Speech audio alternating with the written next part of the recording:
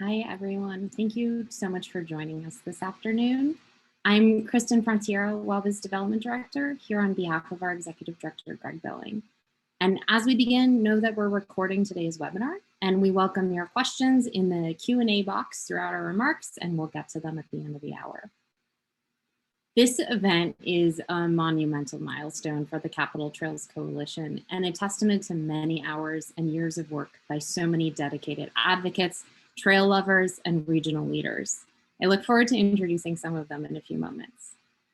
I've heard the story of how the coalition launched many times. A group of advocates were chatting, and the question of why does it take so long to build trails in the DC region came up.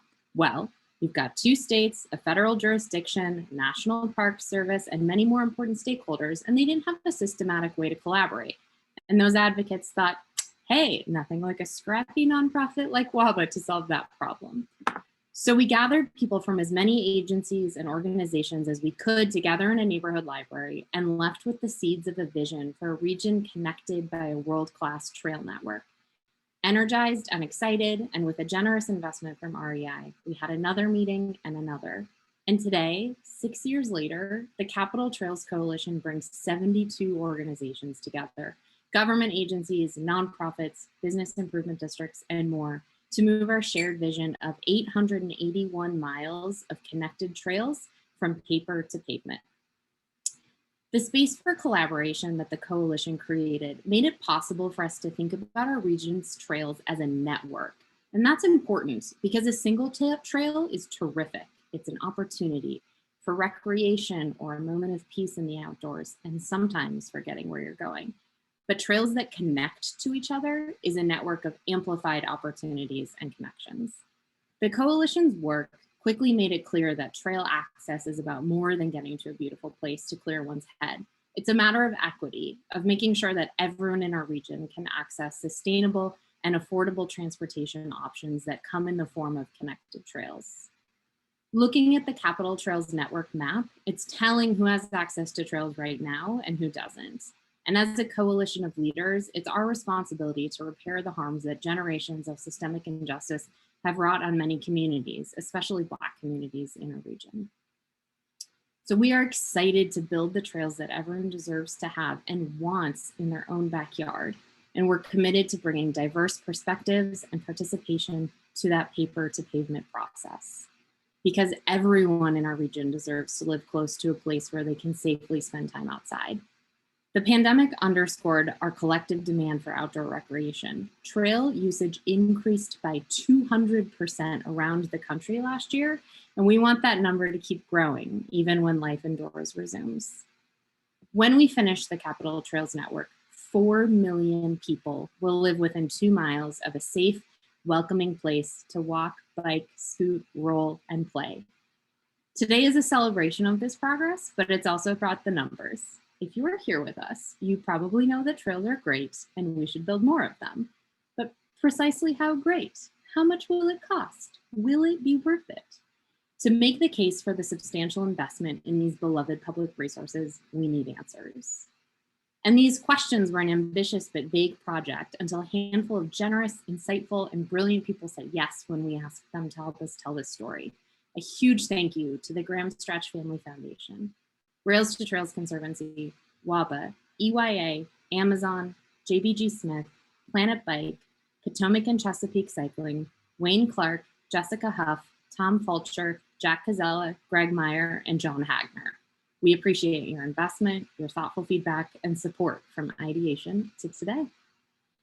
Their financial investment and the hard work of many more people, especially our current and former coalition managers, Stephanie Paperno and Katie Harris, as well as the coalition's steering committee, means that today we can tell a powerful story. We have the numbers that make the case for completing the Capitol Trails Network. Liz Thorstenson, chair of the Capitol Trails Coalition, VP of Trail Development at Rails to Trails Conservancy, and invaluable partner in creating this report, is going to get into those numbers in a little while. But before we dig into the details, I'm delighted that we'll hear from a number of our regional leaders who are champions for trails. First up, County Executive Angela Also Brooks of Prince George's County had a last-minute schedule change, so please join me in welcoming, on her behalf, Floyd Holt, Deputy Chief Administrative Officer. Thank you, and hello, everyone.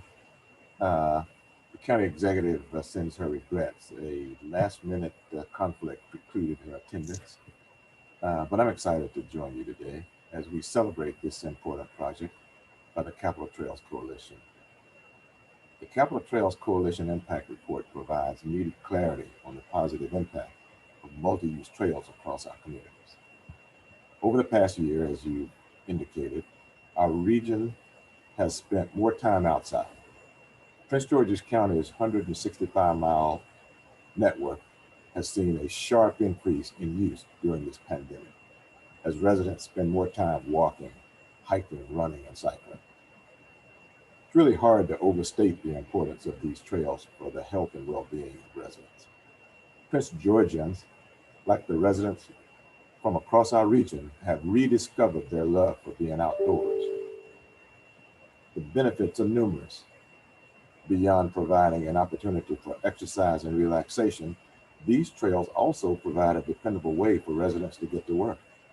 We're lucky to have these multi-use trails in our community, and we should do all we can to support them as we look forward to the future. As you perhaps know, developing a new trail is no small task. Typically, as the trail gets longer, so does the list of agencies and departments that must work together to see the project through.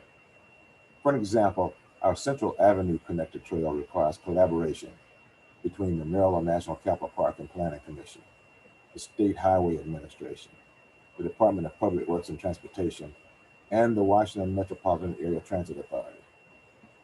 With so many interested parties, it's important for us to have a full and common understanding of the benefits of multi-use trails and a shared vision for the future. Our regional trail network connects people to places they love, whether it's a ride to school, to work, to a restaurant, or to a metro stop. Multi-use trails help us find our destination in a way that supports a healthy lifestyle. By working together to expand multi-use trails across our communities and connecting them where one jurisdiction ends and another begins, we create a tremendous positive impact in the lives of people we serve. Today, the Capitol Trails Coalition provides us with a valuable tool to understand and explain the benefits of this wonderful resource. I thank you for all your hard work on this important project, and I look forward to our continued work as we provide even greater trail access across our region in the future. I thank you for all you do. Thank you so much, Mr. Holt. We really appreciate you being here with us today. And now I am delighted to introduce Congressman Don Beyer of Virginia's 8th District. Kristen, thank you very much. And I'm really excited to participate in this event today. I'm a Washingtonian. And so I grew up in the Potomac Palisades back when, before that trail was created, it was the railroad tracks. So that's where I learned to drink and smoke when I was a teenager, kind of on those railroad tracks. And then in Falls Church, I used to run for 20 years every afternoon at 4 o'clock on the W&OD trail. And now I live in Alexandria, and for 8 years, the Mount Vernon trails run right by our front door. So thousands and thousands of miles on that trail. And on the way to the Capitol Hill in the morning, you see all the commuters along the Mount Vernon Parkway along the river. It's just wonderful to recognize the collaborative work that's come together with these 72 organizations for this really important impact report. I mean, this shows how, by putting this network of trails together, how much it's going to change our health and our economy and our environment and create thousands of jobs. It'll reduce all the carbon pollution and the smog and give us cleaner air. And as I know personally, the more exercise you get, the healthier you are. We've known for a long time that trails aren't just for recreation anymore. Before the pandemic, community used trails in their daily commutes. And I'm hoping, even though it went down as everybody started staying home, that we'll see an uptick once again. In fact, nationwide, there's been a 79% increase in trail usage. So pretty safe to say this is not a secondary mode of transportation. Primary mode to transport for so many, many people. And I certainly see that in Northern Virginia every day. So that's why I'm really excited that in Congress, we're going to take up a big, bold infrastructure plan that will primarily, among many other things, address climate change. So that means a lot more funding for trails, for walking, for biking, addressing the safety, equity, and environmental challenges. It's $5 billion for transportation alternatives. And my friend and hero, Pete Buttigieg, the Secretary of Transportation, who often rides his bike to work at the Department of Transportation, is going to lead all of that. So I'm part of the Ways and Means Committee, so I get to hash this out. I will make sure that our Capital Regions Trail Plan is centerpiece, because it's an important part of moving together. So thanks for inviting me here today. I look forward to continuing this work together, and I look forward to using our trails every day. Thank you so much, Congressman Byer. I couldn't agree with you more. For those of you just joining us, thank you very much for being here today. A note that we are recording this webinar, and if you have questions, there's a Q&A box at the bottom of your screen, so drop them in there and we'll get to them at the end of the hour. And with that, I am delighted to introduce Neil Albert, President and CEO of the Downtown DC Business Improvement District. Thank you so much, Kristen. Good afternoon, everyone. It's an honor to be speaking today as part of this very impressive group and on such a very important topic. As Kristen said, I serve as the President and CEO of the Downtown DC Business Improvement District. But over the years, I've worn many hats in the District of Columbia government and in the nonprofit and economic development space, serving as a deputy mayor twice, but having the fun job of being the head of the Parks and Recreation Department here in Washington, D.C. And in my various roles, I have certainly gained a real deep understanding of the building blocks of healthy, active, and thriving communities. And obviously, trails support so many of these building blocks. You've heard my colleagues talk about the way trails bring people together, they get them moving, and they connect us to our neighborhoods. In DC, we know how popular these trails are, and then especially in recent times, I have seen firsthand what they can do for our residents. I think of the Metropolitan Branch Trail, which runs from Union Station to Silver Spring, where on a nice weekend, you can find thousands of users, people walking, running, rollerblading, pushing a stroller, biking, or taking out a scooter. It's a trail that has long known for active transportation, but today, it's an active destination in and of itself. Murals line much of the trail, and a few neighborhood parks sit close to or adjacent to the trail, where people come to explore, exercise, and socialize. Now, I am an avid marathoner, and trails are extremely important to me. I live close to Rock Creek Park and take advantage of the many trails in Rock Creek Park to preserve my aging knees. But I travel all over this region on my own 2 feet and know how much of a difference it makes to have a trail to run on. So the benefits of trails and moreover a truly connected regional network of multi-use trails are something we all know on an intuitive and anecdotal level. What this report is that it documents in clear and really concise terms what the true impact of such a network will be. It gives us the ability to fully understand why this work is so important and to use that information to push trail projects to happen faster and more comprehensively. As I know you will hear about in more detail shortly, it really quantifies the health, economic, and environmental benefits of our region's future 881-mile multi-use trail networks. The benefits, as I said, are pretty layered and plentiful, and you'll hear a lot about it later. But I love the District of Columbia and this region and know that this is the best place in the country to live and work. It is a place that is known for walkability and outdoor attractions.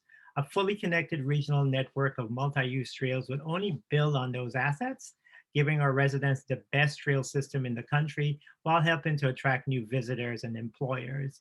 There's so much work ahead, but I appreciate and I'm encouraged by the Capital Trails Coalition's leadership to both arrive at a vision for a regional network of multi-use trails and understand what the impact of this vision would be. So thank you so much for inviting me, and I'm turning it back over to Kristen.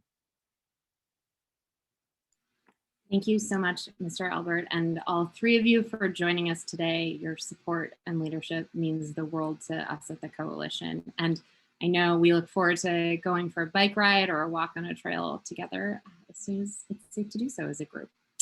Until then, I know everyone is eager to dig into the numbers, and therefore I'm delighted to introduce Liz Thorstenson, who is Vice President of Trail Development at Rails to Trails Conservancy and also Chair of the Capital Trails Coalition, to present our findings.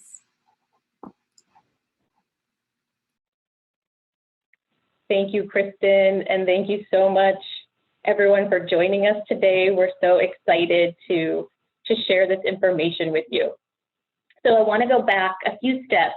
When the CTC was formally started in 2015, we were really intentional about what we wanted to create. On the screen, these are really our values that we started with and that we've really strived to remain true to throughout this process thus far. We envision a trail network that is accessible to people of all ages and abilities. We want it to be healthy and safe and help promote our well-being. We want it to be world-class and really built to the highest design standards. We want it to be reliable, affordable, and really thoughtfully integrated with our public transportation system. And most importantly, we want it to be equitably distributed. As Kristen did such a great job of talking about in her introduction, we have these great trail spines here in our region that gave us the basis for our network, but we know that they're not equitably distributed. They're pretty uneven. And so a big part of our work has been working to make trails accessible to everyone in our region. So if you look at this slide, you see our vision on the left, and when the network is complete, nearly 4 million Washington metro area residents will live in close proximity to a trail. And when people come to visit here from all over the country and all over the world, we want them to say that this is a world-class infrastructure asset, and we want them to talk about it and go home and create something similar in their own communities. We've worked really hard with our jurisdictional partners to help prioritize various projects to come to the forefront first.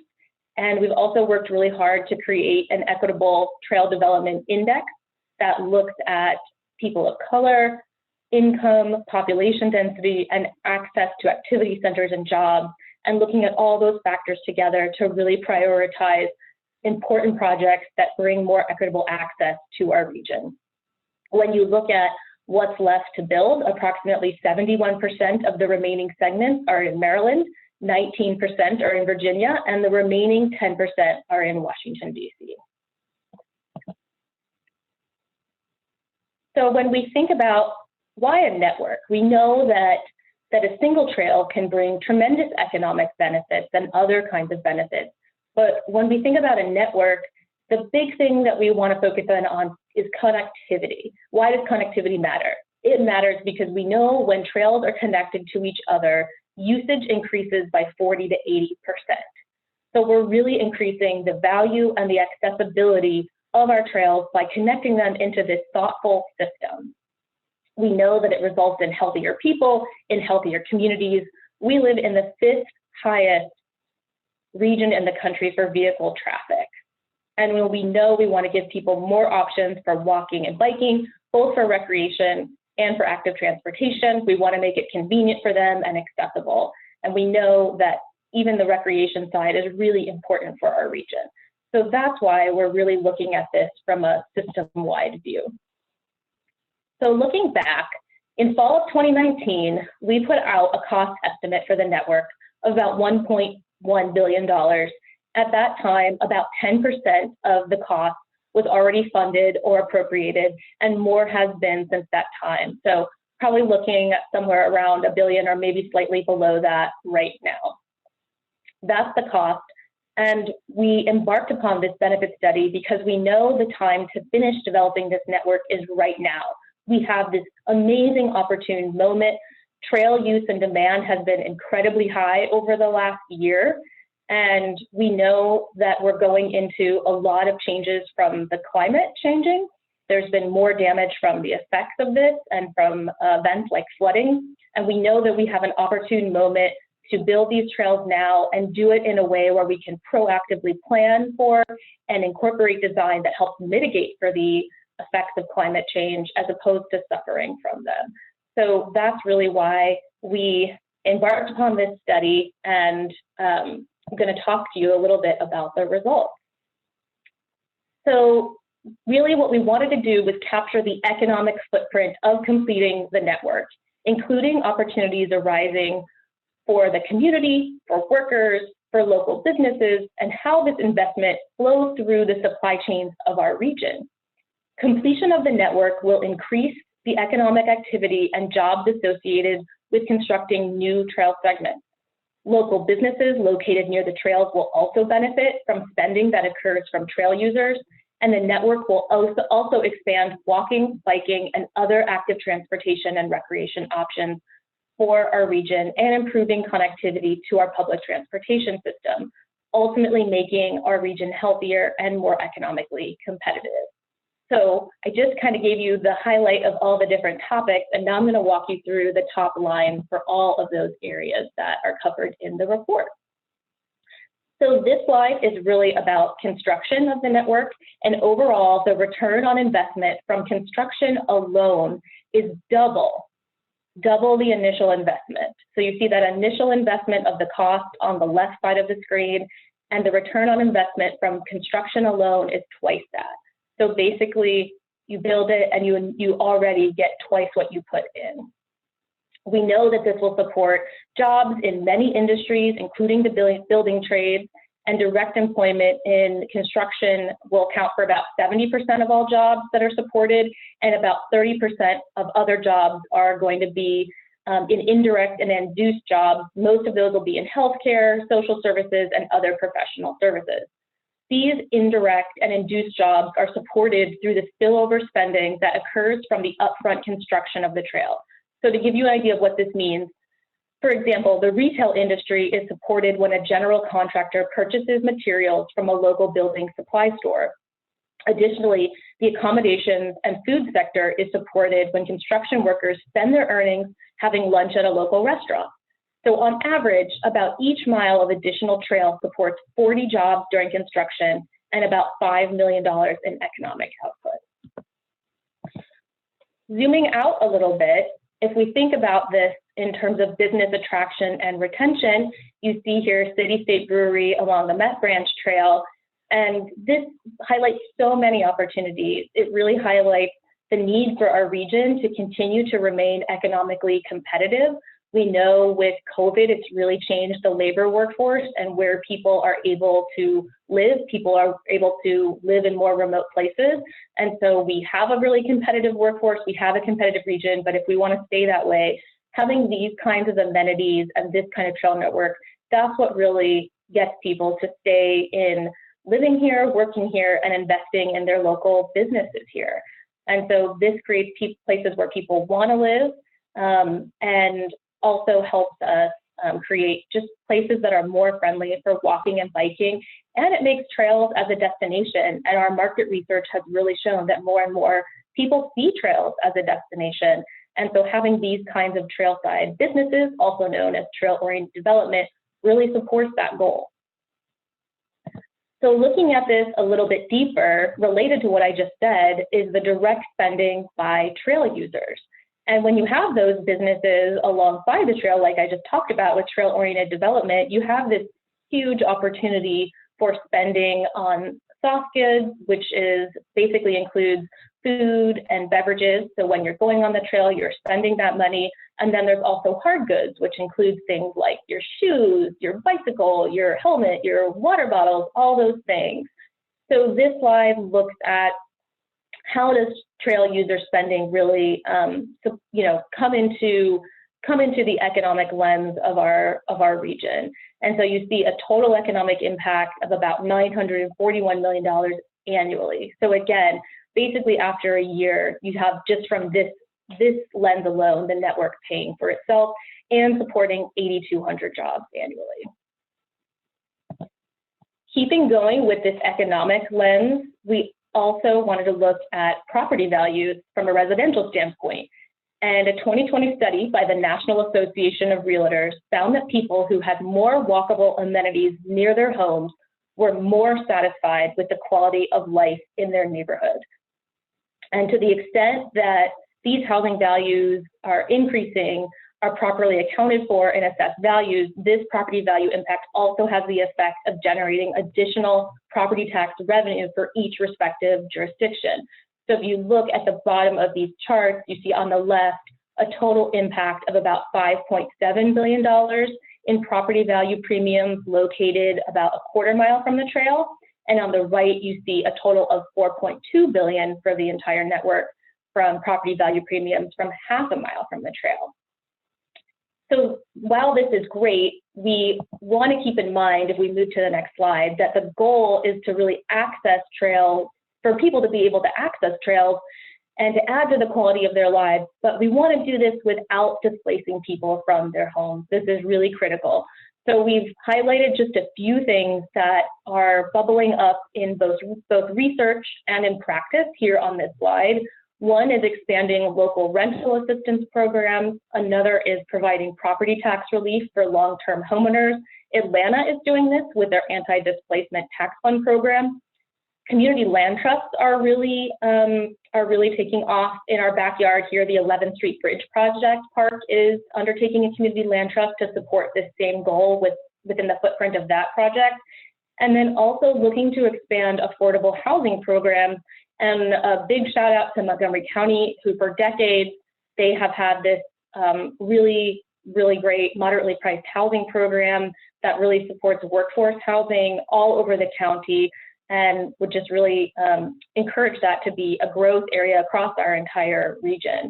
Also, I want to call attention to just the idea of equitable planning and equitable processes. This really means communicating and deeply engaging with residents as part of the planning process, doing this early and often, doing it in ways that makes it easier for people, especially people who we're all busy, we're all working, we might not all be available in evenings, there's kids to take care of, and so really having planning processes that support people and make it easier for them to be involved in having their voice heard and engaged versus harder. The Central Avenue Connector that was mentioned earlier is a really great example of this kind of practice. That project had really strong community involvement and engagement. It was really people focused first. It made it easy for people to engage, especially for people who are busy and working.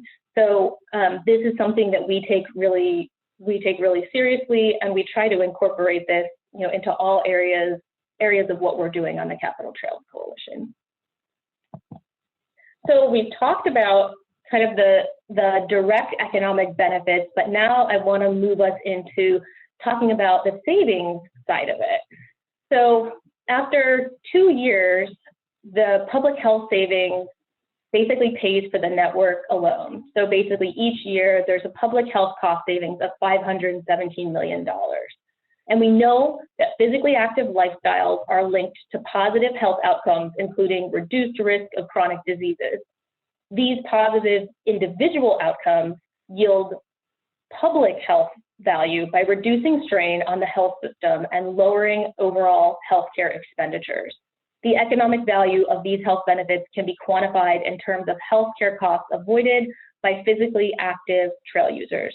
And this really, I would say this is even a conservative number because it's not necessarily even accounting for the growth of trail users over time. So this is really what it would be if you did a snapshot today. But I think with increased use of trails that we're seeing, and that's predicted to keep increasing, I think this number could go up substantially. So looking at transportation and safety benefits and savings, we know that this network is going to make active transportation and recreation more feasible and more safe by providing a seamlessly connected trail system that's separated from vehicle traffic and connected to our public transportation system. We've unfortunately seen a 67% increase in traffic fatalities thus far in 2021 over 2020. And most recently, we've seen so many tragedies in and throughout our region with pedestrian and bicyclists being killed really unnecessarily, and just as recently as this past week. So this is a huge problem, and we know that as we expand the mileage of this network, this is going to really help contribute to the region's ability to achieve our Vision Zero goals, which is really aimed at 0 deaths from traffic accidents. So we really want to focus on that. We know that these goals are important to each jurisdiction within the network, and not only aligned with these traffic safety goals, but really broader climate change goals as well. Last but not least, I want to talk about environmental services and savings. The ecosystem services surrounding the trail network include benefits like air pollution removal, replenishing water supply, water quality improvement, preservation of wildlife habitat, and carbon sequestration and storage. So the upkeep of the trail network ensures that these ecosystems are protected and provide significant economic savings. And again, like I mentioned earlier, if we do really intentional design with these trails, we know that the design of the trails and the presence of the trails can even help with this goal even further. We can help with flood mitigation. We can look at permeable pavement. We can look at installing bioswales. We can look at tree planting. We can look at native plantings. And so there's a lot we can proactively do through these infrastructure projects to not only put in a trail, but make the trail part of a larger environmental services goal. So in summary, the ecosystem services and environmental benefits that are present for the trail network upon completing the entire network are about $100 million in annual benefits. So just a quick shot at everything I just covered. You can see some of the highlights there, but then I want to go to the next slide and really focus on this. So when you add up on the next slide, construction and user spending annually, you get to a total of $1 billion in economic impact per year. So basically, in 1 year, the direct economic impact from construction and user spending alone pays for the network. And then when you add up all of those savings, different saving areas I just went over, you have about $2.4 billion in total savings per year. So you see how quickly we net from this amazing investment that we're making. So where do we go from here? We're so excited that we have these numbers. We're sharing them with all of you. We want to be sharing them with all of the stakeholders and leaders in our region, and really arming all of you as leaders, as advocates, to be sharing what can come from this investment. And so we'll do everything we can to support you and arming you with these numbers. And we really urgently want to get this network built so that we can start benefiting from everything that I just outlined. And I wanted to call attention to why this moment. There was a survey called the Menino Survey of Mayors that came out of BU. Comes out every year. And this year, what was really special about it is that all of these mayors all over the country talked about how much of an increase there had been in outdoor recreation and the use of things like trails. And they all saw this huge increase, similar to the numbers we've shared with you from our local and other national numbers. But what's interesting is that not only did those mayors note that trend, but they also predicted that they don't see that going away. They see this increased demand in these outdoor recreation facilities keeping as high as it's been and increasing over time. What's uncertain that came from that survey is the investment to meet that demand. So meaning the investment to keep adding these facilities, keep building more trails. And so that's why I want to call attention to what our next step is now that we've launched this economic benefits report.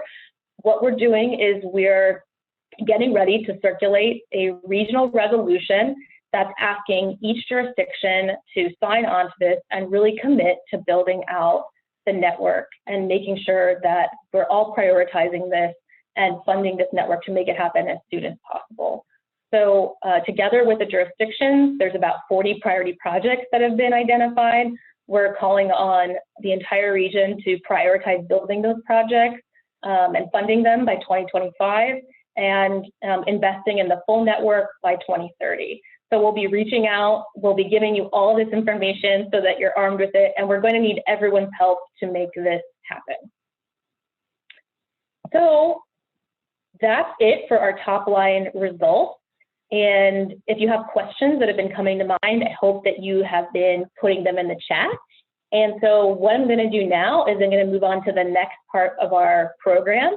And I'm really pleased to welcome 3 esteemed community leaders who have generously agreed to join us today to talk about the value that they see in this trail network, bringing to them and to their communities. And I'll be asking them some questions. And again, please feel free to put in your questions either for them or your questions about the report. Put those in the chat and we'll be doing our best to answer those throughout the rest of the program. So I'm going to introduce them. David Harrington is President and CEO of the Prince George's Chamber of Commerce, a business association of over 600 businesses. Prior to joining the Chamber, David completed 17 years of public life, commencing as mayor of Bladensburg, Maryland, Prince George's County Council member, and Maryland State Senate. For over 30 years, David has resided in Prince George's County and is married to Cheryl. Cheryl's the business owner of Shortcake Bakery in Hyattsville, Maryland, and I'm excited because we're going to talk about that today a little bit. Also, welcome Medina Crawford. Medina lives in Montgomery County, Maryland, where she works as a civilian manager for the Montgomery County Police Department.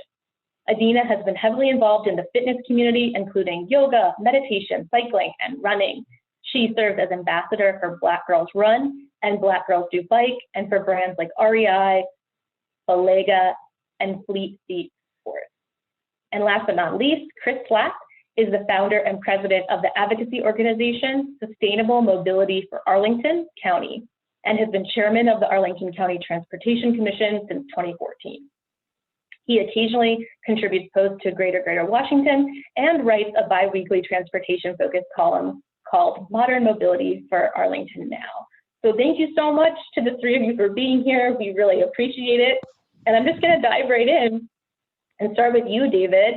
You've talked before about, you've said that trails really need to be a tool in our economic development toolbox. I just talked a little bit about that, but I'd love for you to talk about that and tell us what you think that means, and how do you see trails playing out as an economic development tool, both in Prince George's County and really throughout our entire region. Well, Liz, thank you very much, and delighted to be here today. And hello to the other panelists and all of us who's joining us in this important conversation. I've long thought that throughout my public service career, now as President and CEO of the Prince George's Chamber of Commerce, long thought that trails, they are an economic engine, if you will, for the whole region. It connects us in a way that few transportation modes do so. I think your report made the case far better than I can in terms of the trails connecting us to things like Metro and to job sites in a way where then we don't have to rely so much on our cars or other vehicles. So I'm delighted to be part of this. And really for the Chamber, we see this as being a micro business incubator throughout the whole region. All too often we've relied on strip malls and others to be places, but what the trails do is connect communities to the economy in a way where few things do. And so if you don't mind, I wouldn't mind sharing a personal story. I don't want to encroach on other people's time. But you mentioned in my bio that my wonderful wife, who I've been married now for 37 years, owns Shortcake Bakery. And very quick story, when she's always wanted to have a bakery. And when we were looking for a place, we landed on this place, which on the surface, it was right next to some car repair shops and what have you. So we wondered about it. But she said, look, I think this is going to be the right place. And she opened up and everything. And literally, like weeks after she opened up, we saw this descending of bicycles and bicyclists just at the bakery. And we were overwhelmed. And it's like, and they were like, oh, we're so happy you're here. We can get coffee, we can get this, we can get that. And I just thought, wow, this is a major, economic piece that others could share. And so I'm convinced, really convinced, that if we do it right, we don't want to clutter the trails with, all kinds of businesses, but strategically put, we could give people an opportunity to really grow their business in a way that connects them to a community and to communities, that helps utilize the trails and creates jobs and wealth. So I'm very delighted to be part of this conversation and very open to seeing how we could strategize to really then change our zoning to be a lot more flexible that would allow for then economic development along our trails. Thanks, David. If there's time, I'm actually I have a follow-up later on, and hopefully I'll have time to dive into that. I'm glad you said that, and I'm so excited. It's on my to-do list to get to the bakery, so I'm going to do it sooner than later now that the weather is amazing. Thank So you. Adina, shifting over to you, I'd love for you to tell us what do trails mean to you, and how do you use and interact with trails throughout, everything we heard about, all the things you're involved in your life, so many great things. And so tell us how trails play out in everything that you're involved in and the value you see in them. Well, first of all, thank you for having me. I am extremely appreciative of being a part of this today. I wear two different hats. So the hat for Black Girls Do Bike and the hat for Trek. And if you allow me to speak just a little bit about Black Girls Do Bike. So since the pandemic upended our lives so much, over that course of period, I think we had like 50 to 75 women join our Black Girls Do Bike page because they were looking for connection and a way to be able to communicate. So in that sense, I think what has happened is that I got a lot of new riders, right? So the new riders are not comfortable in riding on the road.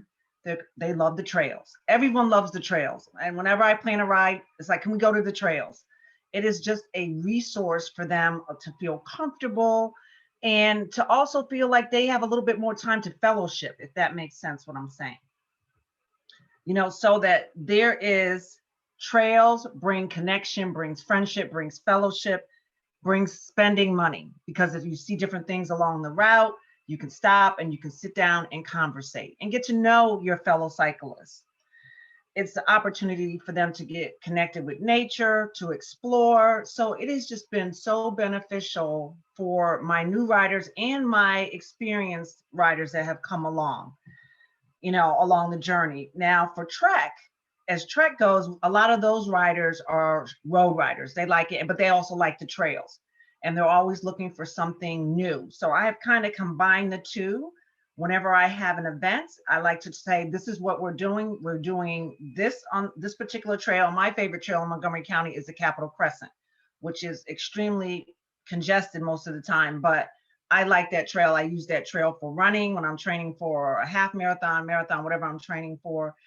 It's just from point A to point B. I can go from Bethesda all the way down to the National Zoo. So it's just been very beneficial. I like the fact that my women for Black Girls Do Bike have an outlet. They have a place where they can feel safe on the trails. They feel more confident when they're on the trails because they don't feel like they're going to get hit by a car or run over. And after me experiencing what I experienced last Saturday, and I had a lot of new riders with me, I'm sure it's going to be more and more trails as we move along. Thanks, Adina. And everything you're saying tracks with what we're doing when we're doing more research, that trails more and more are a destination, so a place where people are wanting to go be to, and the community aspect. People really want to experience community with people they already know or with new people on the trail, and how that, makes that experience even all the more rich and welcoming. So thank you for highlighting that. And it reduces their fear, right? It reduces their fear and builds confidence. When you're on the trail, you feel a little bit more confident. Absolutely. So I'm going to turn to you, Chris. What inspired you to start Sustainable Mobility for Arlington County? And tell us, how do you think that this trail network fits into mobility in our region? Thank you. It's great to be here from my sunny patio. I started Sustainable Mobility for Arlington, which we call SUSMO for short because it's way too long a name, because Arlington's going through so many changes right now, with HQ2 coming and everything, just so much change. And I think change equals opportunity. The investments we're seeing in Arlington are an opportunity to give everyone safe, enjoyable, and efficient ways to get around without a car. We've got a populace demanding sustainable mobility options. We've got a local government that's largely on board. And we've even got some large developers and landowners in Arlington like JBG Smith who get it. So SUSMO is just trying to be there to point out what's possible, to say, hey, this development could build a protected bike lane, or this trail should be wider to prevent conflicts between walkers and bikers, or this street project could improve those bus stops. Trails are such a critical part of that puzzle. They're the backbone of our active transportation infrastructure. They're kind of like our highways that carry us from neighborhood to neighborhood, or from neighborhood to our downtown, our business district, quickly, efficiently, and sustainably. They're also, I think of them as the gateway drug of active transportation. People go to the trail, to recreate. They go to have fun. They go to be in nature, to get away from the noise of the cars on the street, maybe get that endorphin buzz that you get from a good workout. And eventually they realize, hey, I could have the same experience every time I go to the store or every time I go to coffee just by walking or biking to get there instead of driving.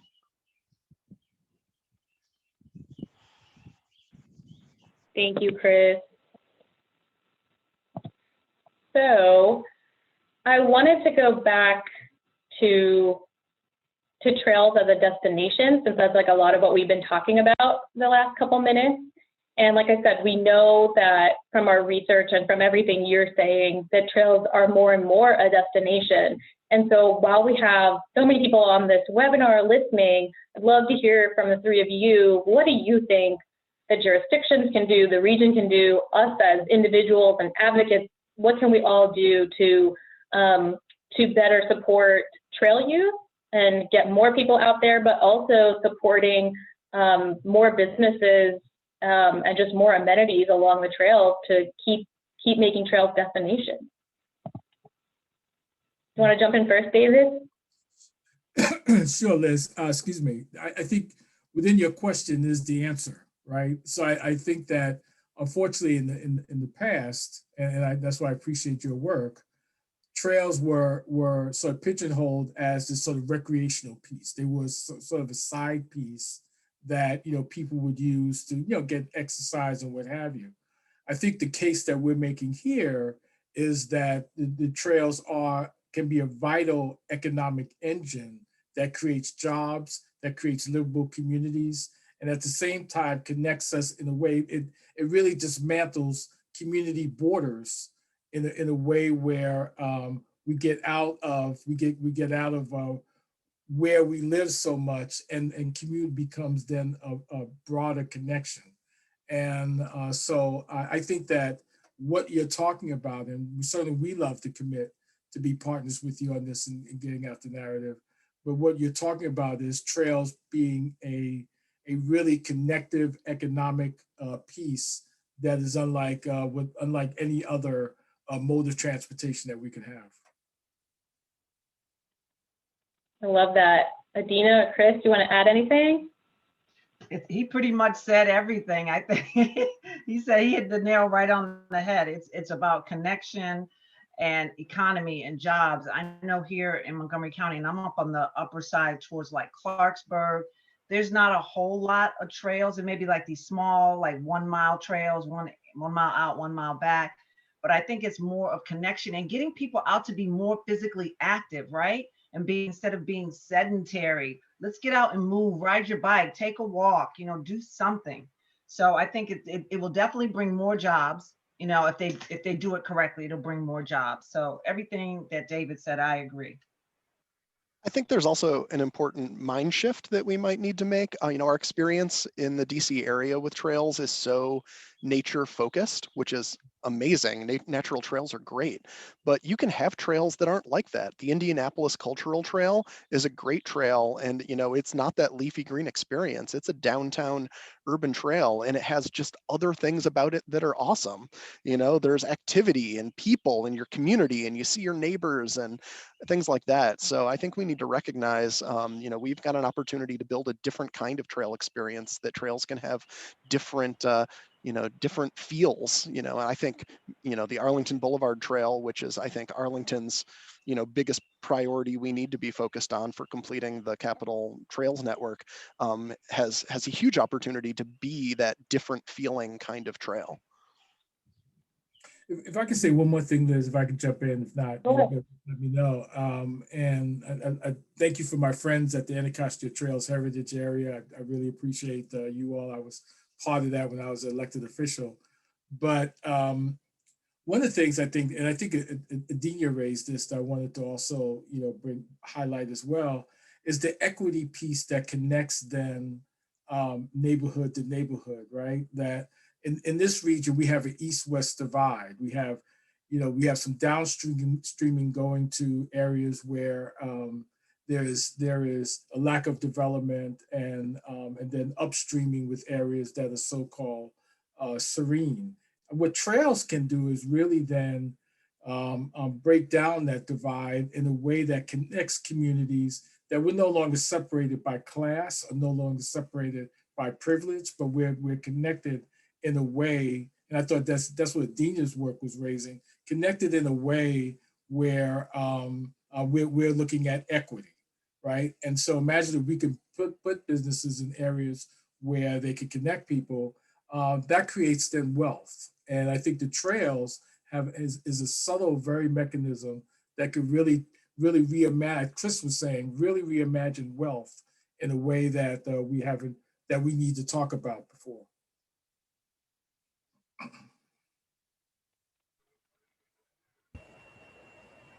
I love that you're highlighting that.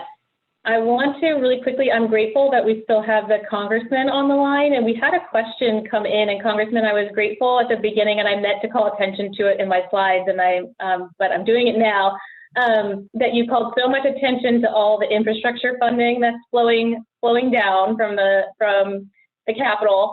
And so we have a question about how can we really leverage the federal attention that's being spotlighted on infrastructure right now to help us accelerate the completion of our network. Any thoughts on that for us? The first thing probably is to get the entire DC delegation on board. You were very fortunate. Steny Hoyer is the majority leader in the House and been there since 1981 or something. Will be a big player. The Secretary of Transportation is now living over near Eastern Market. I think that I'd get from Jamie Raskin to David Trone to Eleanor Holmes Norton, all of our Virginians, because as a force, that's pretty good to be pushing it forward. And then we'll work as hard as we can to make sure that it's reflected in the infrastructure bill that ultimately passes. Thank you so much, Congressman. Appreciate that. And there's several of us kind of already starting to work on some of these pieces of trying to access more of the federal funding. So appreciate that so much. Also, Anthony Brown, who represents a lot of Prince George's County, is on the Transportation and Infrastructure Committee. So he may be the most important person to play. Yes, absolutely. Thank you for highlighting him. We agree. So before we're winding down, we have a few more minutes left, but I wanted to ask David, Adina, and Chris, I love what you've been saying about, trails is kind of bringing folks together, that they're safer, they bring us these financial, economic development opportunities. What could those of us that are involved in this coalition, from individuals to advocates to jurisdictional planners to elected officials, what in your mind are things we can do to incentivize more people or make more people feel welcomed? Is it just getting the infrastructure on the ground? Are there other things we should be doing to just create a more inclusive environment around getting more people around out using trails and feeling welcome on trails? Well, I can just briefly say that I think that getting the infrastructure on the ground, because whenever there's something new, people want to go. They're like, I want to go on that trail, just like the one they just built from Manhattan all the way to Canada.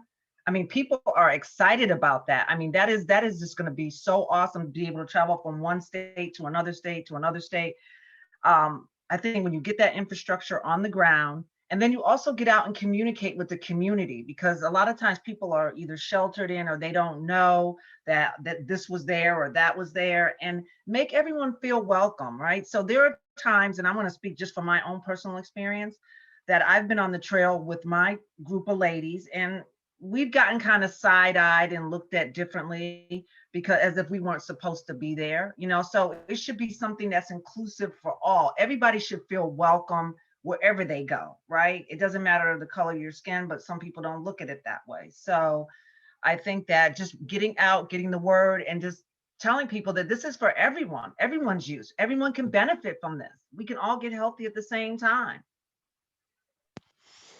Yeah, I think it's also really important to not ignore the connecting infrastructure. I mean, just like with transit, the people who live walking distance to transit are much more likely to use it than the people who have to, drive to a park and ride. The same is true of our trails. The people who are most likely to use them are those people who can walk to a trail, who can safely bike to a trail. And so those protected bike lanes and better sidewalks and everything that get more people able to get to the trail without having to hop in a car is hugely important.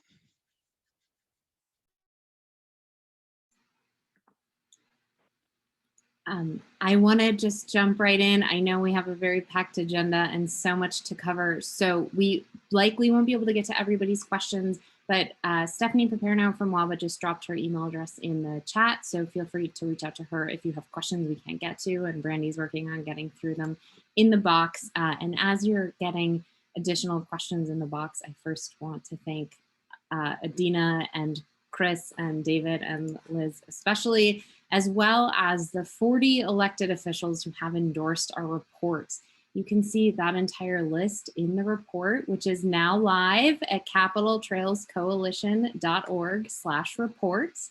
And I want to especially shout out 4 of those elected officials who've endorsed the report who are with us today, including Maryland State Delegate Jared Solomon, Prince George's County Council member Monique Anderson Walker, Congressman Don Beyer of Virginia's 8th District, and Supervisor Dan Stork of Fairfax County. We thank you, and we look forward to working with you to get these trails built. And Liz, I think we might have a moment for 1 or 2 questions in the thread. Great, thanks, Kristen. David, did you want to add? You didn't get to answer that last one, so I wanted to give you an opportunity. No, the only thing I would say is that, and I thought of, the trails can add a sort of a microeconomic incubator that connects then communities. So, for example, many times businesses have have a barrier of opening up in so-called popular malls because of the leases are so high and the build out is so high that they cannot, it just becomes unattractive for them. The trails can offer equitable leasing and other places where then businesses can be able to thrive. That complements the trails. And if I could do one more plug to Congressman Beyer, thank you for mentioning Anthony Williams. And Anthony and I are very good friends. And so I served in the Senate with Jamie Raskin as well. And I'd be delighted to help with those relationships to the extent that we could build momentum.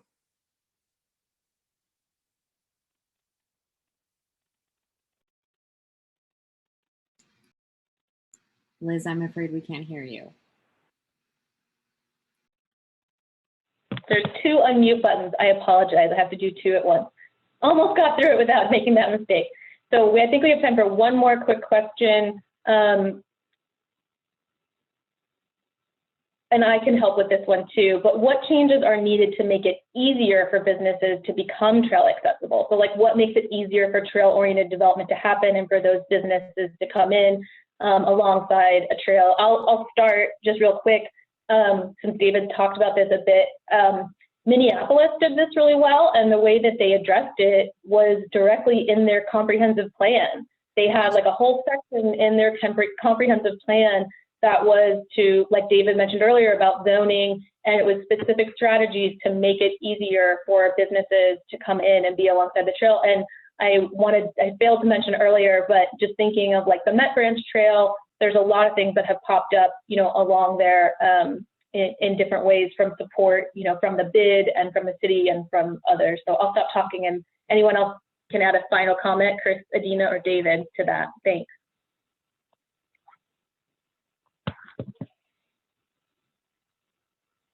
No, okay, I would say that begin with local zoning.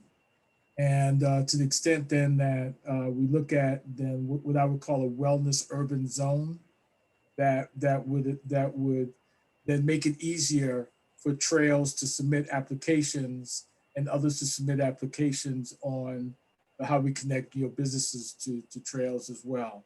Prince George's County just completed their zoning process and sectional map amendments, and I think that certainly those are opportunities where we could connect business to the trails as well, and make it easier for trails. Thank you. So I think it's really important for us all to keep in mind, as just in our role as citizens, right? And looking at what's coming out in plans, and obviously as professionals too, and keeping these things in mind if this is the kind of thing we know is going to support our region. But with that, I think this Q&A portion is complete. I'm going to hand it back over to Wava to wrap us up. I think Floyd Holt had a comment. If you have time for it, I don't know if you do. Sure. Floyd, you had a comment. Oh, Floyd, please add. Just a quick point. David triggered an issue. As we approve new development in the county, as a part of the detailed site plan, we can incorporate trail extensions as a community benefit for the developer as a part of the site plan extension. So that's really a good way to incorporate trail expansions into the program. Just want to make another quick comment because a couple of the areas that I'm responsible for. One is zero vision, the idea that trails take vehicles off the road, and there's a nexus between less vehicles and the reduction in traffic accidents and pedestrian accidents. So if you look at the trail expansion as a process that supports zero vision or zero traffic fatalities, it's really a good program add to that. And as a part of the whole climate action strategy for reducing climate emissions too. Thank you, Floyd, so much for adding that. So I'm going to hand it back over to Kristen to wrap us up. All right, and I want to thank everyone who joined us today so much for your time. We look forward to moving this work forward together and completing the Capital Trails Network and seeing that investment pay off time and time again for everyone in our region. So thank you for being here today. Thank you to all of our speakers. Thank you to our endorsers, our financial supporters of this report. We are immensely grateful. Again, the report is live at capitaltrailscoalition.org/report, and we will email it out to everyone who has signed up for the webinar as well. So keep an eye out for that. And thank you so very much and enjoy this afternoon.